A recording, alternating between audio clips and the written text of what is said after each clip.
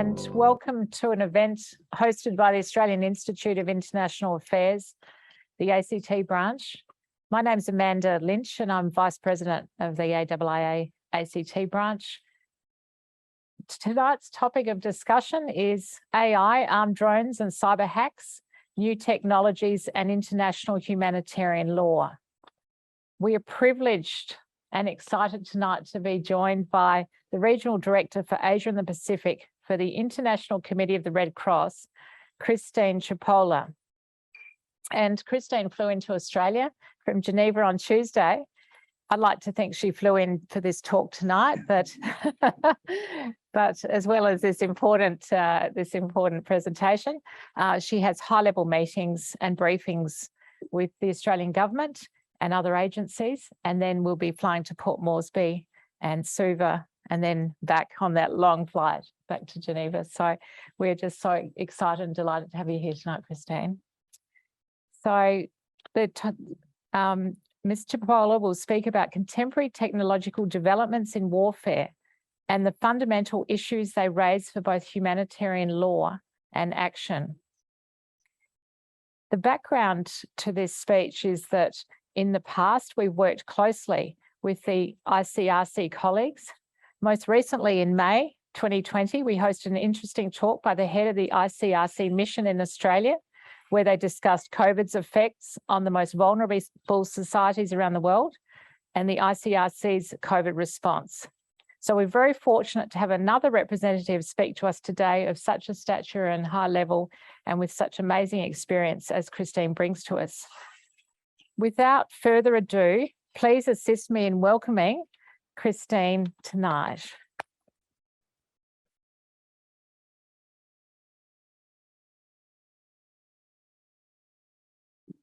Thank you.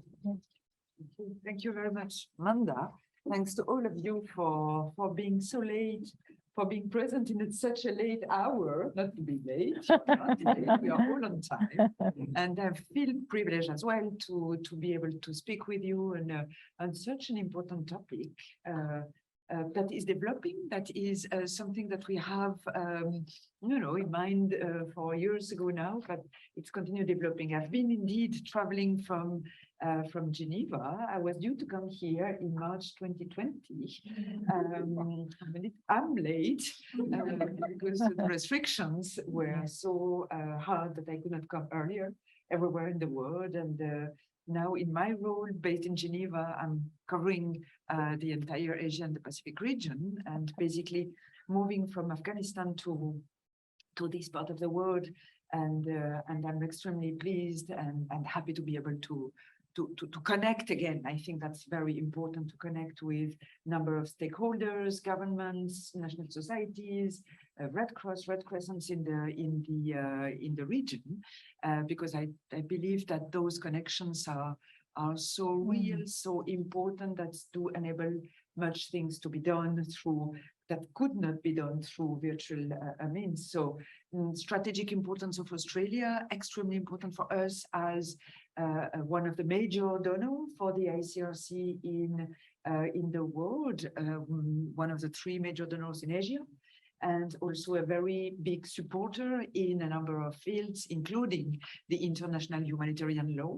And here we will talk a lot about that today, because it is really about the respect of the international humanitarian law. And we see that a big influence and a big support from the Australian government in a number of examples we have in the region, but also out of the region. And maybe the last word to say that in Europe, everybody is now looking towards Ukraine and the war there and the consequences of Ukraine that are being assessed throughout the world, but including here, potentially in Asia. And we see as well the importance of cyber technologies that are being used in that conflict, and how come and what is the ICRC voice and positioning on those new technologies, including there. So I'm very pleased and thank you very much for this opportunity. I'm not an expert in the very technical cyber operations. So if you have technical questions, I'm sure Amanda will be guiding them to the experts. I'll have maybe 3 parts to describe here before we start with the question and answer session.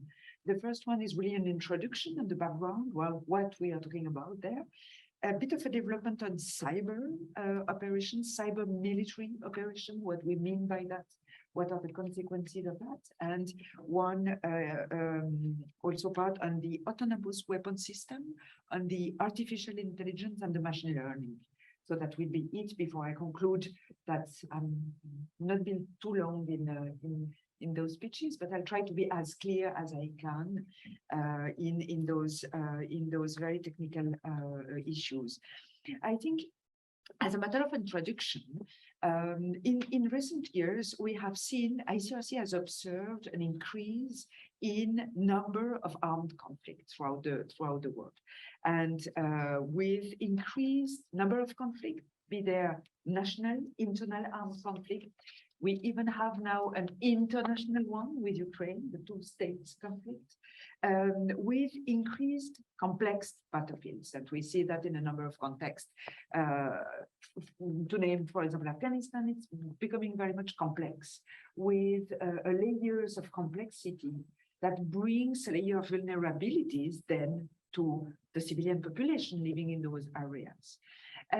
This is a trend that has been noted since the 90s. So it's just on the rise since the 1990s, 1995. We have not seen any either stability or decrease in that. We have noted as well that the parties to armed conflict rarely fight alone.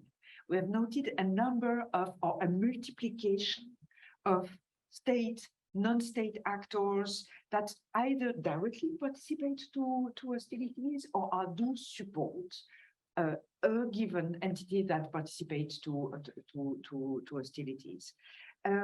So we have over, just maybe one statistic here, over 1/3 of non-international, so civil wars, non-international armed conflict, coalition of state and of states armed groups that are having this multiplication of non-state actors. At the same time, increase in complexities, increase in the number of conflicts, we have recently observed increasing development of new technologies that just piling up on the top of it.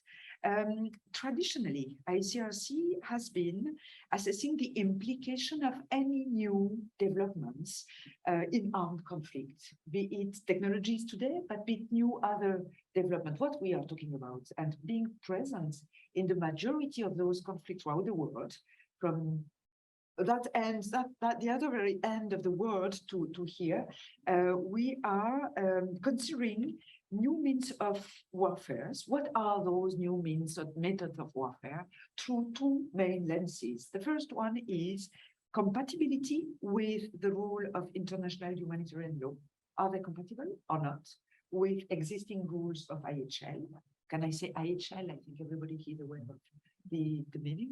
And the second is what those new technologies means in terms of assessment of the risks and the humanitarian consequences for civilian populations. These 2 considerations that do inform the ICRC positioning and action in those new technologies. So those are very key observations that we have been making throughout the world. So this is very timely because we are talking now about cyber, about autonomous weapons, things that we have observed that are in the increase, and those new technologies are really, we are really observing them through those 2 lenses. Not only those 2, but those 2 are very much key pillars of observation. When it comes to cyber, there. No, it's fine. I can, no problem. When it comes to cyber operations, and I think just to recall, it's me. Can you hear me well? Okay, Thank you. Maybe just briefly to recall the definition of cyber military operations. We mean that the possibility for belligerent to infiltrate a system and collect, exfiltrate, modify, encrypt or destroy data.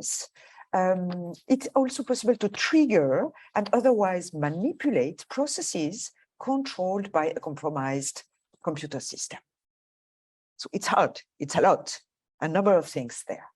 A variety of targets in the real world can be disrupted, altered, damaged, such as industries, infrastructures, telecommunication, transport,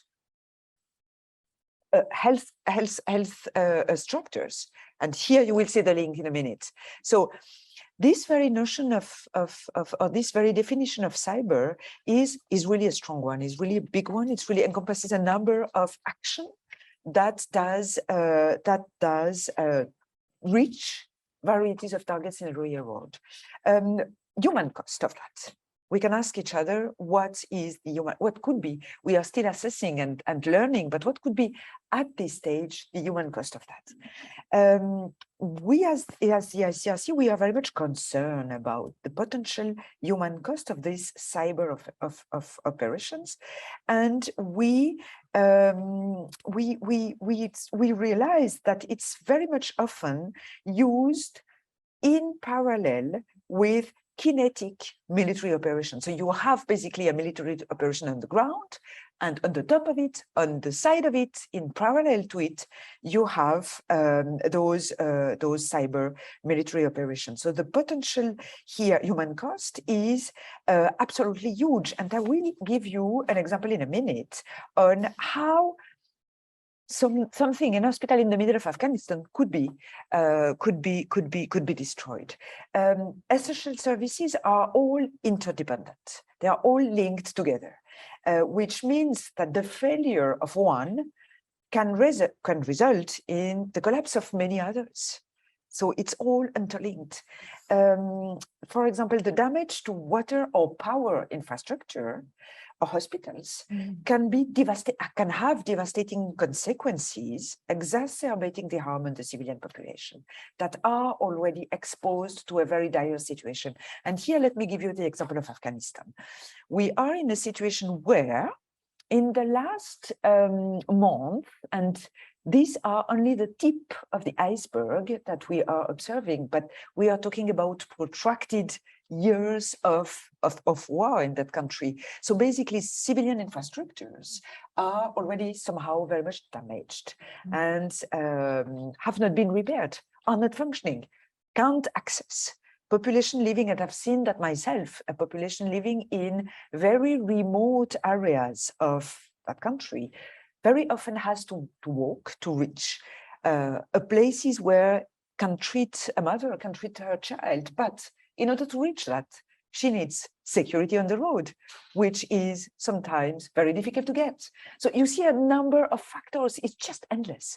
A number of factors that are piling up here for just that very woman to deliver a baby in the hospital. So that's and when she reaches that hospital is no more functioning. The potential damage around the earlier stage, the later stage in Afghanistan, were just massive in terms of civilian infrastructures or essential services infrastructure, which has been destroyed. So you see here the damage of a cyber military operation that can bring to that. I'm giving just on purpose the Afghan example to see the complexity, but I'm not talking about a practical, concrete example in Afghanistan, but just to describe a bit the environment in which we are and what does that mean for the population. So it's really on having those very complex infrastructure. The hospitals for me are the key examples, because all those, if any, a very technical functioning of a hospital is damaged, then you are going to lose a lot. So those examples are postponing surgical interventions. You have massive consequences. The example of the woman is just one out of many that you can have. So what is the ICRC legal position there? The law, what the law says? The law says that international humanitarian law does impose limits on cyber operations during armed conflicts. There is a necessity or a need to know, to clarify the how and the when IHL applies in this context. There is no doubt on the application of the law. But now what needs to be discussed, needs to move on in those kind of forum with influential decision makers, the how and the when it does apply, because we are talking about cyberspace. We are talking about not ground troops where it's easy to monitor. We are very much experienced there with 150 years of experience. So we are talking about means and methods of warfare that are indeed limited by the law, by the IHL, but the when and the how is we need to know that. The IHL applies only in situations of armed conflict, as you know well, and this establishment of international legal principle and rules protecting civilians and combatants or the combat, the persons who are not anymore combating, impose essential limits on the conduct of cyber operations. The principle, the very key principles of IHL do apply here. Distinctions, proportionality, precaution in the attack. The three very basic IHL principles do apply to cyber operations that are directly directed towards civilian objects. So this is key. This is the fundamental law. This is what the law is saying on that, and that's absolutely fundamental to remind that. We talked about the three principles, and those rules do apply, as IHL do apply, to states participating to conflict, to all the parties that are participating. So we are talking about states, non-state actors, whoever is supporting a state that participates to those operations. We are talking a lot in this country about those initiatives, the support relationship initiative. A country does support another. We see that a lot in Ukraine. That those rules do apply to that country as well. So it's a chain of responsibility that applies as well in cyber operations, military operations. Let me move quickly to, I'm totally out of the time. I know Amanda stopped me there in case I'm not controlling the time, and I'm not good at keeping the time. In terms of autonomous weapon, artificial intelligence and military machine learning. Here, same, the definition, autonomous weapons select and apply force to target without human intervention. That's something key. After initial activation or launch by a person, this autonomous weapon item is triggered by the environment through sensors, responding to a generalized target profile. So we lose the human control at one point, and the environment in which this item is being activated, the sensors are able somehow to target to target someone in the real world, or something, or a target. Humanitarian consequences.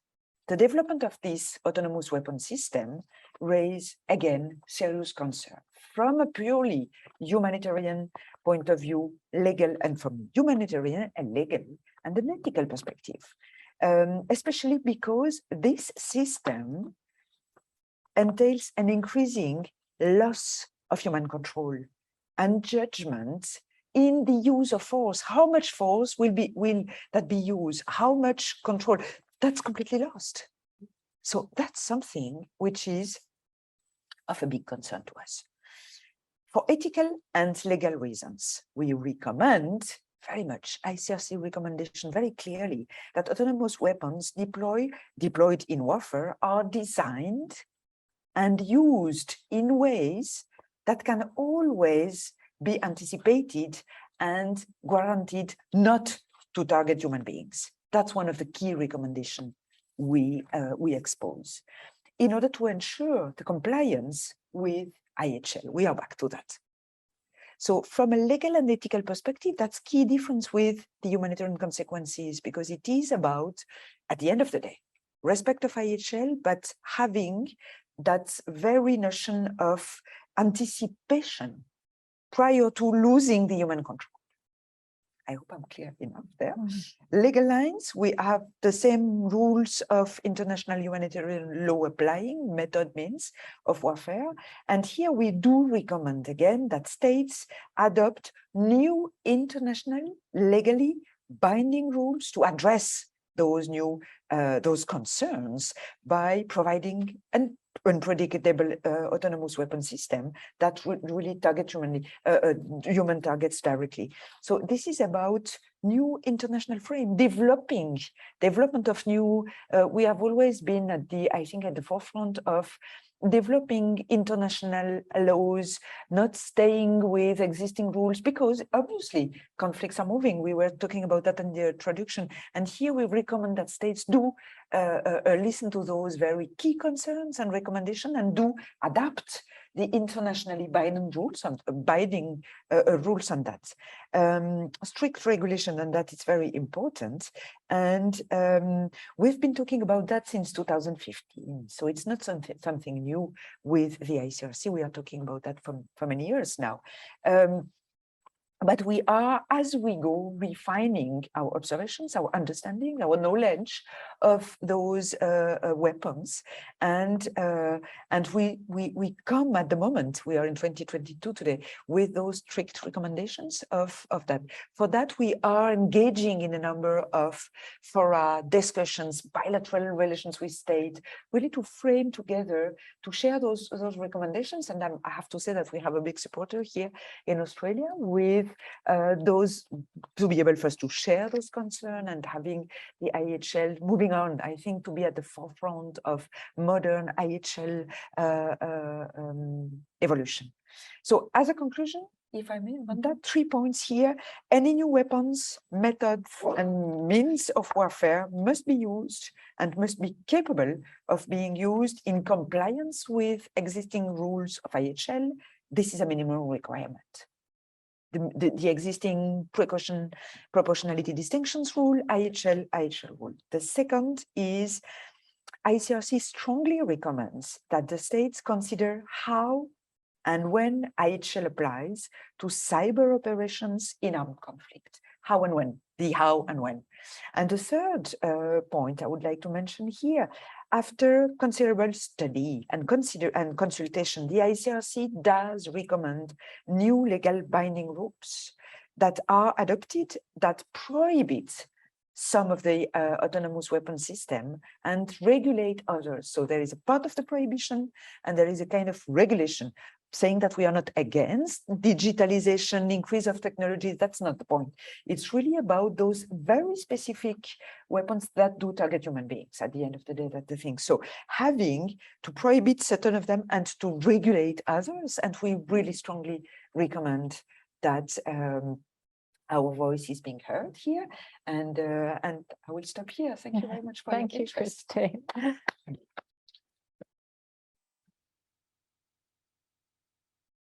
So you've got a very good sense of time because you're right on the dot.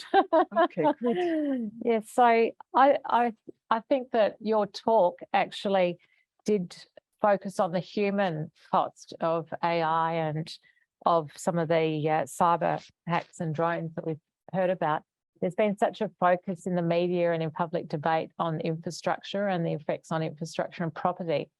So it's really interesting to hear the legal aspect of the personal human cost. And just in terms of, we will go to questions. I'll just start with the first question. But in terms of the harm that some of this technology can cause, there's also some positives, as you mentioned, to help protect people during conflict as well. So there seems to be quite a bit of deniability that some of the actors are hiding behind, and it's quite difficult to find out where some of these attacks are coming from. So do you think there needs to be more investigative powers given to the regulatory bodies as well to ensure there's accountability and that people that are, or the perpetrators that are responsible are not able to just hide behind the deniability and individuals? Yeah. I think this is the key question, Amanda. In a normal military operation, we are usually on the ground. We talk to parties to the conflict, be them state actors, non-state actors, whoever is physically on the ground and being present. You see, you observe, you monitor, you document potential violation of the law of the IHL. Here, the frame is extremely difficult to observe. But at the end of the day, having technologies that are being used somehow to target objects that are protected by the IHL, that's the consequence of it. So you see that at the end of the chain, wherever it comes from, I would say, you see that a hospital that is protected according to the IHL, the civilian population that is protected is being targeted. So focusing on that for us is absolutely key, because this is the minimum requirement I was talking about before, because those objects, civilian infrastructures, hospitals, population, detainees, those are categories or services that are absolutely protected by the IHL during war times. So an attack of that is really about the responsibility of the perpetrator, indeed. That's why I think engaging with states, non-state, whoever is is today using those technologies, or particularly again framed the cyber or the autonomous weapon military operations. I'm not against digitalization.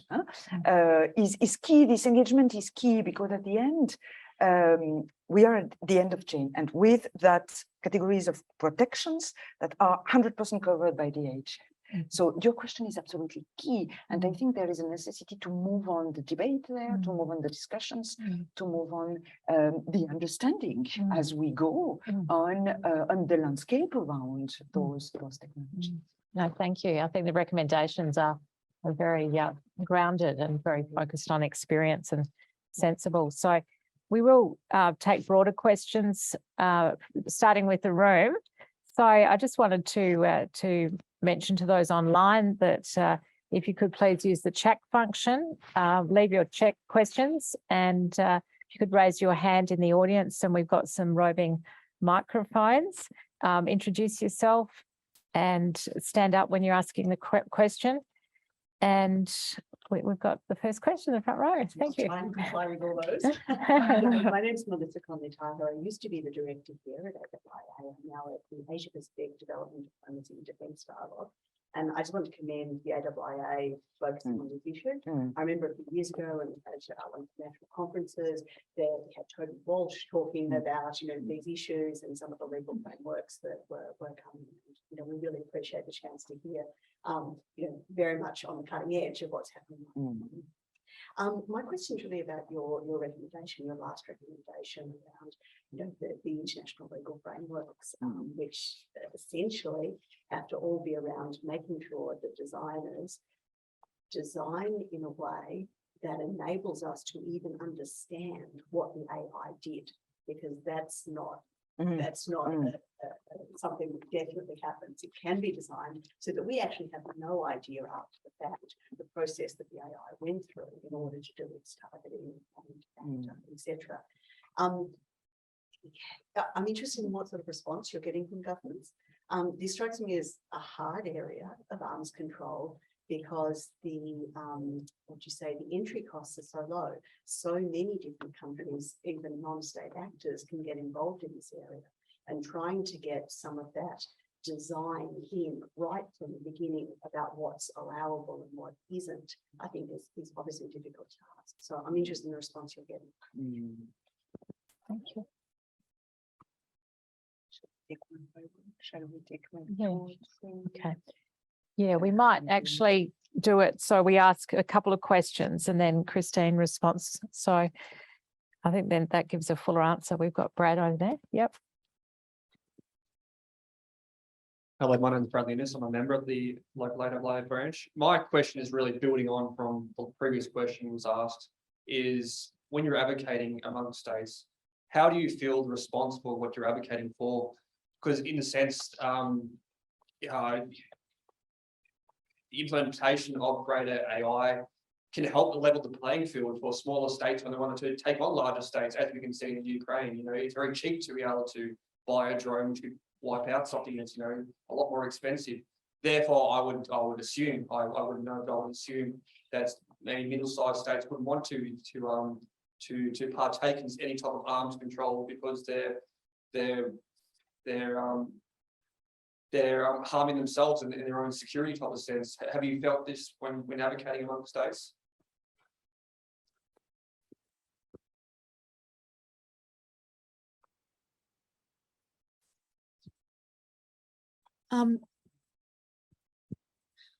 Thanks so much for that. My question is, you've focused a Can lot you on, introduce yourself to sorry, me? Catherine Morrison. Thank you. Stuck here in Canberra for PMC. My question is, you've talked a lot about when combat is declared.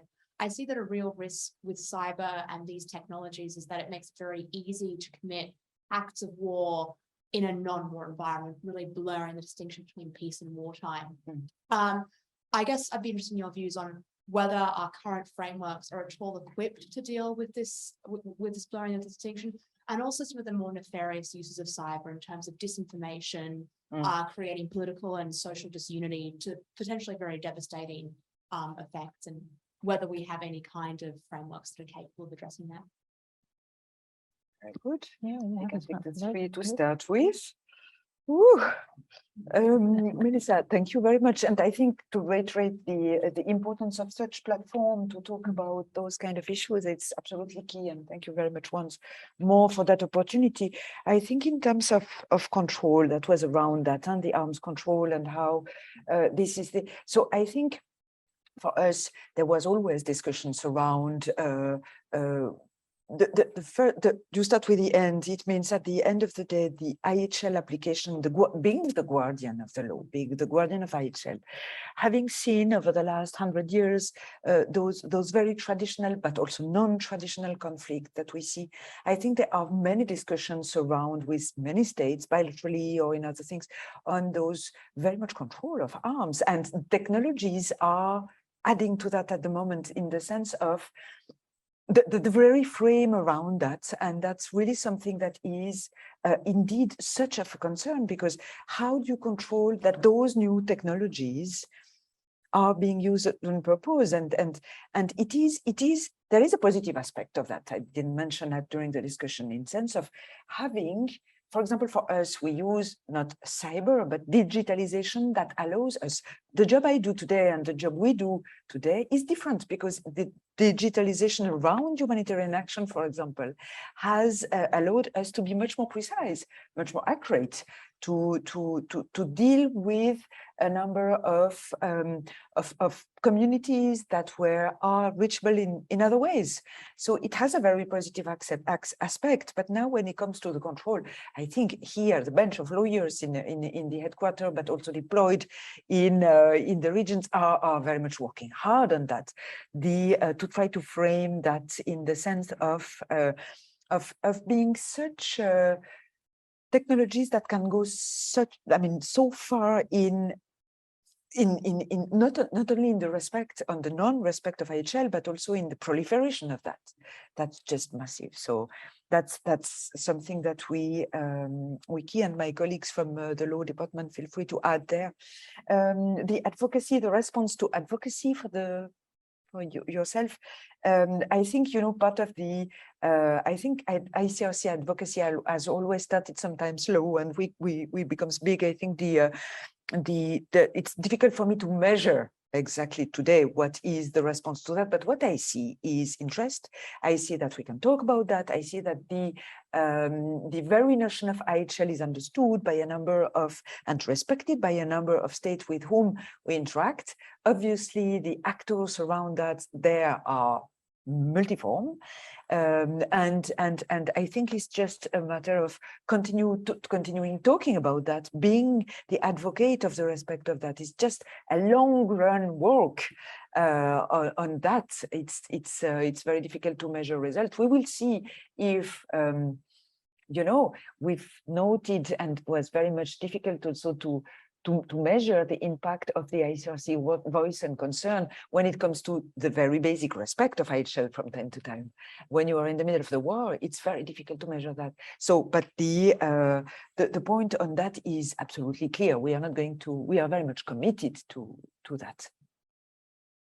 In terms of the current framework and the point, this is a very interesting question or point in the sense of having, we are talking a lot about misinformation, disinformation, hate speech to the extent of that.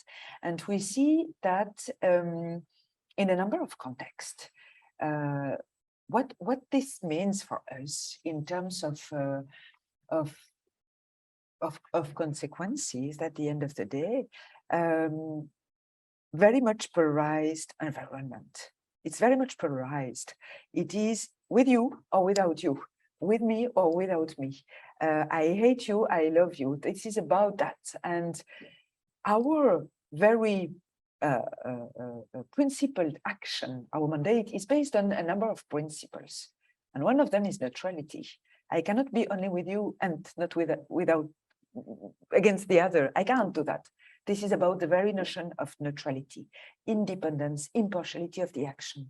So in an environment where, and we see that recently moving very fast, speeches around already, you know, fake news. What are we talking about? What really are we talking about? You need to verify this information. You need to have that clearly known, clearly understood.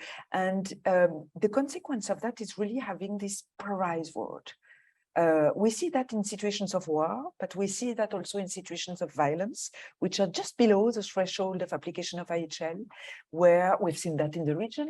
We see that in a number of contexts, where this misinformation, disinformation is bringing massive consequences to the population. And here, at the end of the day, as a humanitarian actor, at the humanitarian organization, you have difficulties to act because the notion of neutrality is not understood anymore. It's not perceived anymore. You can't operate because if you operate, let me give you the example of Ukraine. It is about having the resurgence for the first time after many years of the Geneva Conventions, the very conventional mandate of the ICRC. That does apply to the Ukraine-Russia war. And here, one of the points of neutrality is, for example, to visit prisoners, but in Ukraine and in Russia, to visit those very prisoners that are being held by parties to the conflict. How many parties do you have? Here you have two. So that very notion is very difficult, and that's fueled by those MDH speeches. And this, it brings a polarization that is bringing an additional difficulty for us to operate and to properly explain this very notion of neutrality, because we can't do things only on one side. We will never do that. So those are digital means that are extremely useful for a number of things, but can be very much detrimental to the very basic of the humanitarian action, in the sense of turning somehow medias to just one side of things. And what about the other side? So very, very big discussions around.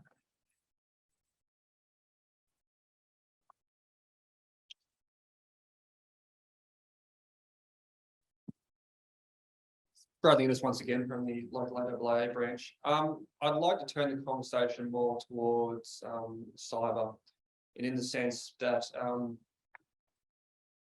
has your organisation had much thought towards that to limit cyber activity? Yes, in war conflict could be used by maybe more authoritarian governments or nefarious type of means, maybe to control their own populace. Has your organisation had much thought towards that and maybe the ramifications towards limitization of technologies?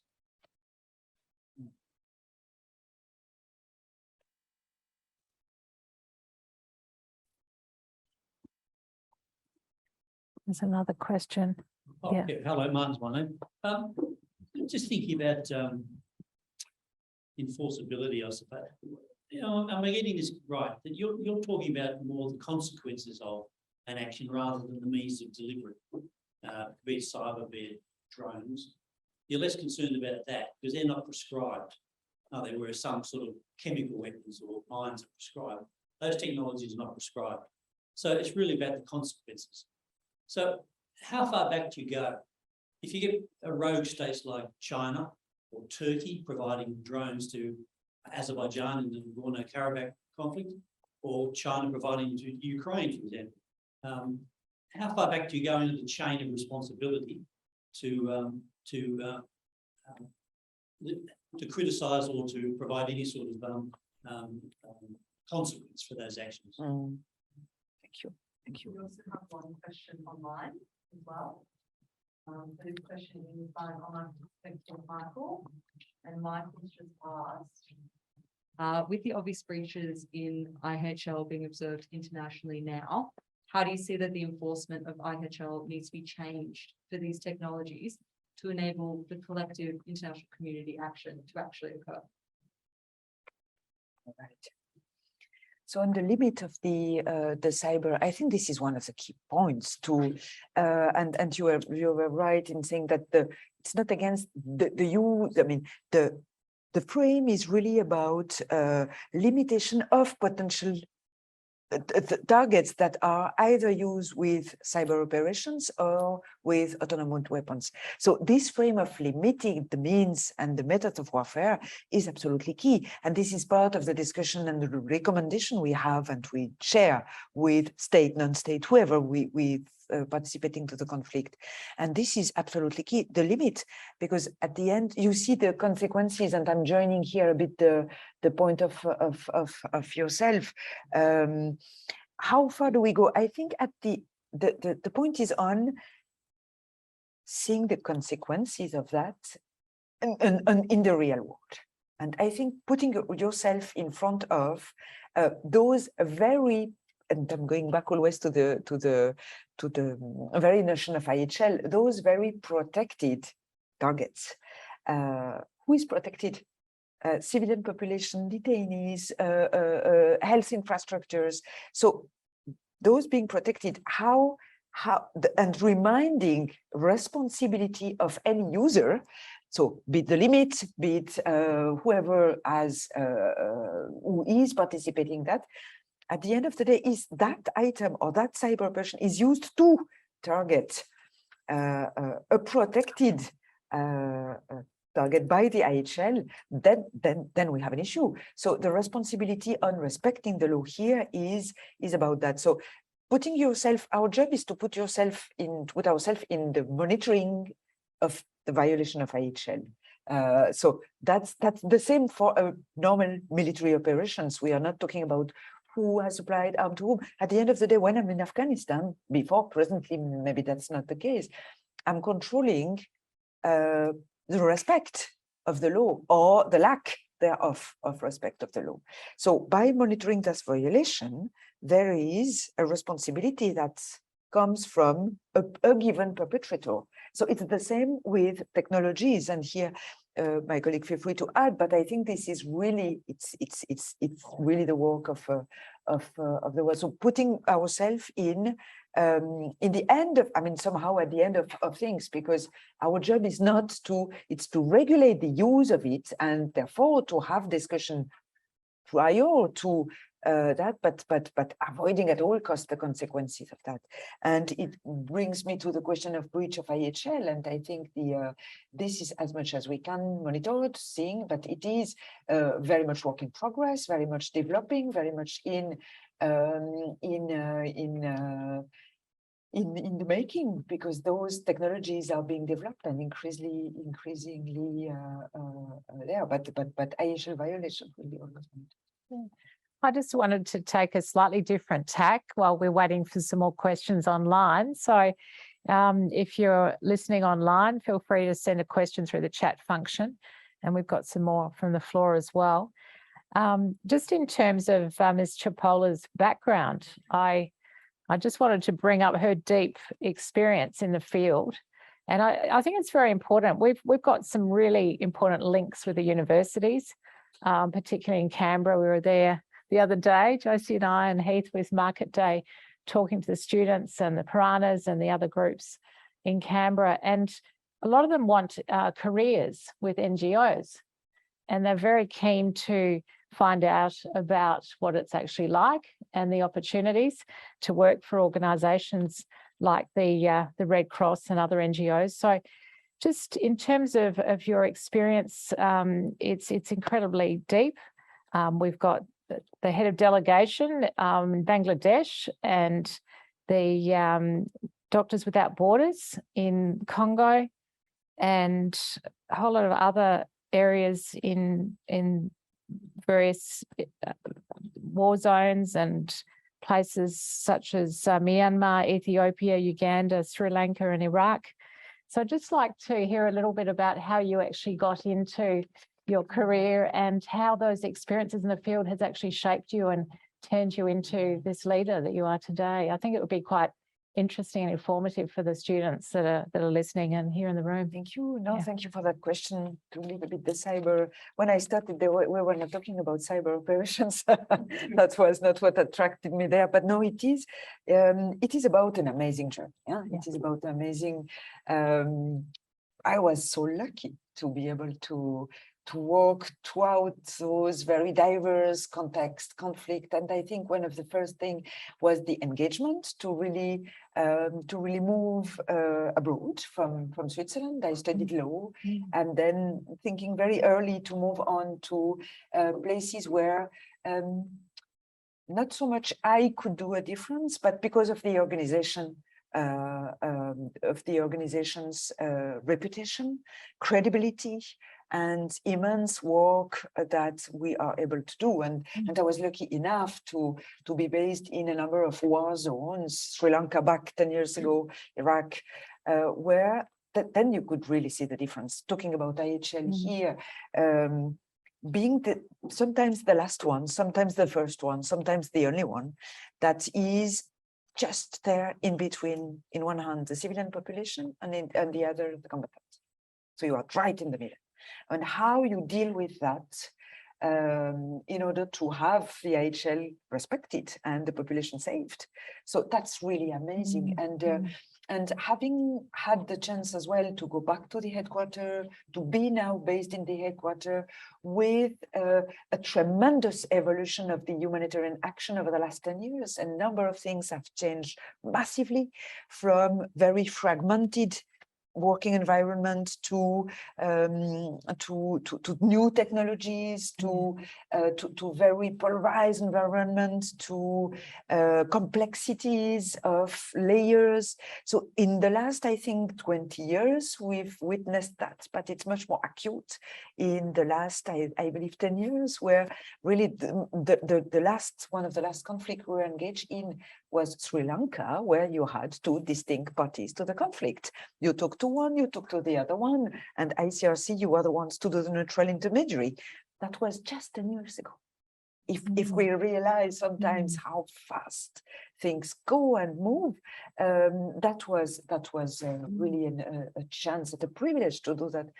Being now in this different with growth in the organization, being in that very interesting position I have now, I'm able to influence much more than doing things, because I have in Asia, the ICRC is about 4,000 staff members and 13 offices that we have across the region that are very diverse when we talk about contexts like Afghanistan or Myanmar, but also very diplomatic engagements such as Japan, Australia, indeed, and fundraising activities that we need the support from the region to fund our activities. And we have 3 countries, major donor countries in the region: Japan, Australia, and New Zealand.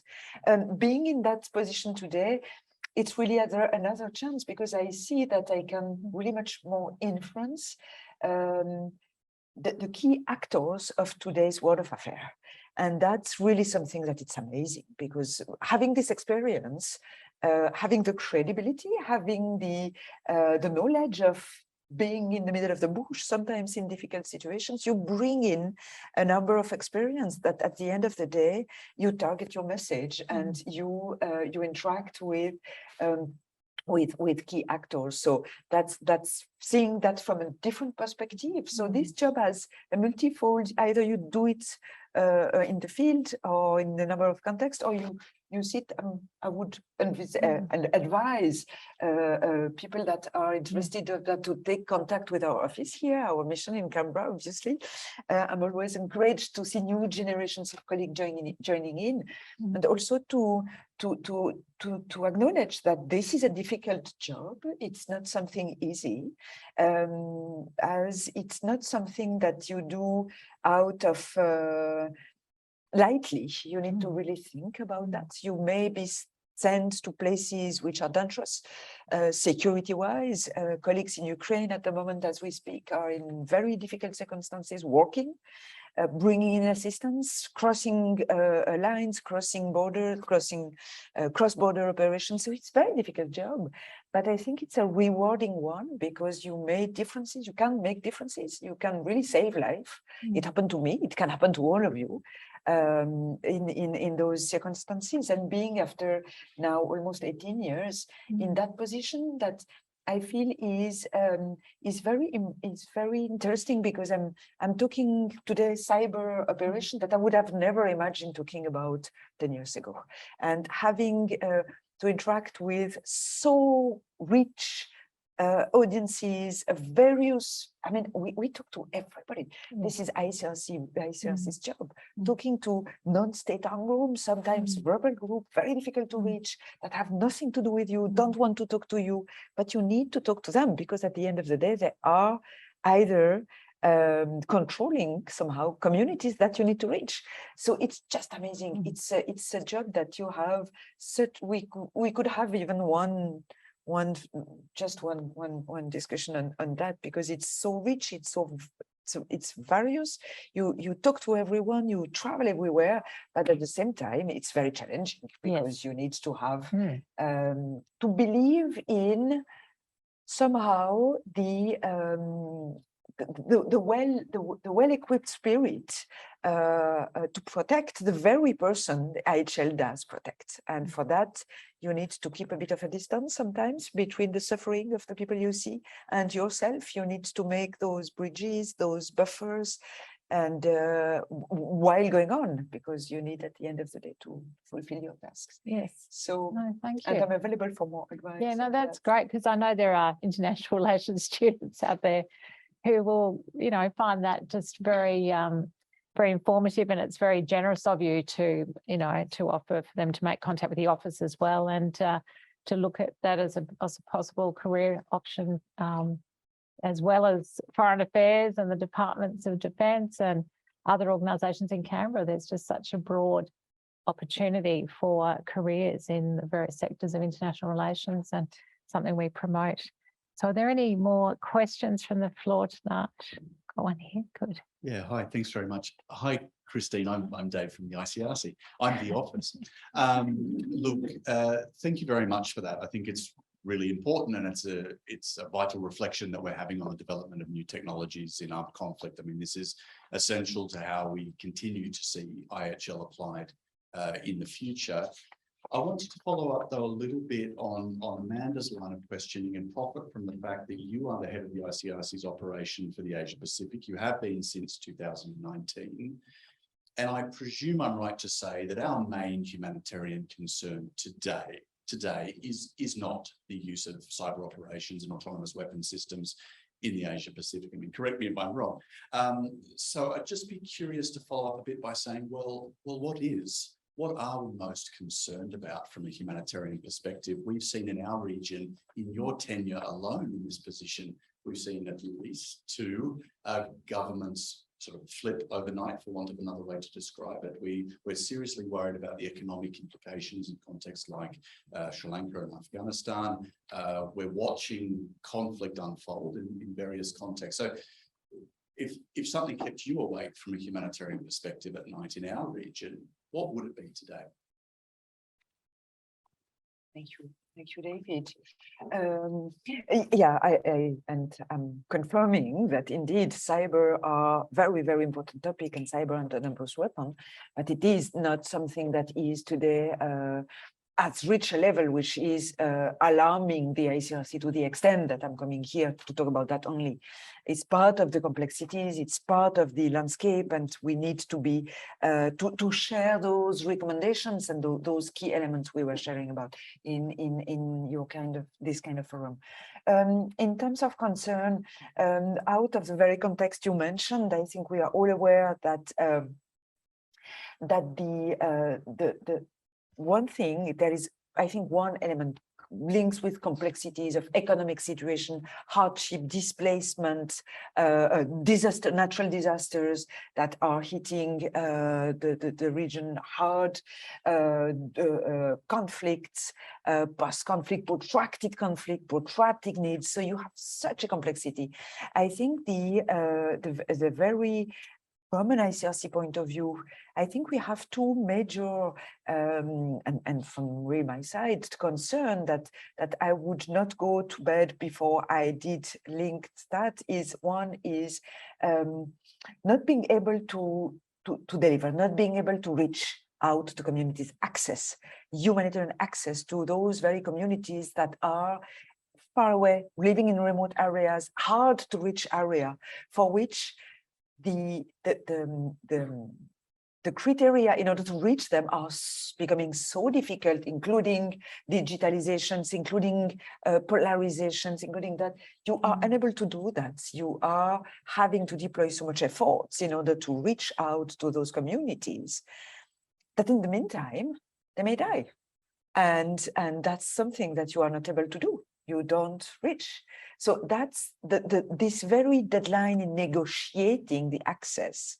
And that's particularly true in the region here because it is a difficult region. Huh? We don't have all the doors open. We need to negotiate access in a number of contexts.